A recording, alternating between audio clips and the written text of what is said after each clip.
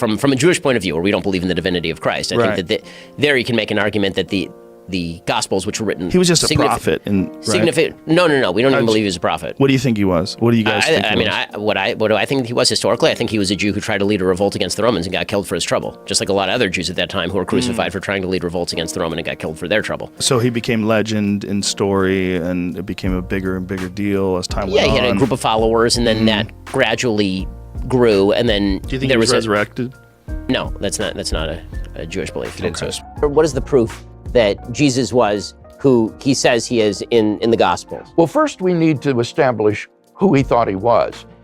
When you look at the religio-historical context of the life and ministry of Jesus, I think you can show that among the historically authentic words of Jesus were claims that he thought he was the Jewish Messiah, that he believed himself to be the Son of God in a unique sense that set him apart from Jewish kings and prophets.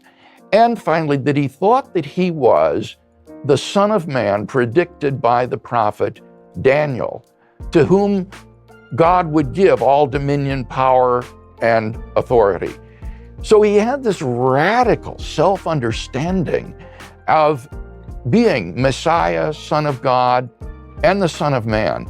And at the trial scene before the Sanhedrin in Mark 15, all three of these titles come to a head when the high priest asks him, "Are you the Messiah, the Son of the Blessed One, that is the Son of God?" And Jesus says, "I am." And then virtually quoting from Daniel, "And you will see the Son of Man coming on the clouds of heaven and seated at the right hand of the power." And at that point, the high priest rips his robes and says, "You have heard the blasphemy. What more witnesses do we need?" And Mark says they all condemned him as worthy of death. And that enabled them, since they didn't have the ability to carry out capital punishment, to deliver him over to the Roman authorities by slandering him as a pretender to be king of the Jews, and therefore a political figure who could be tried for treason and sedition and crucified.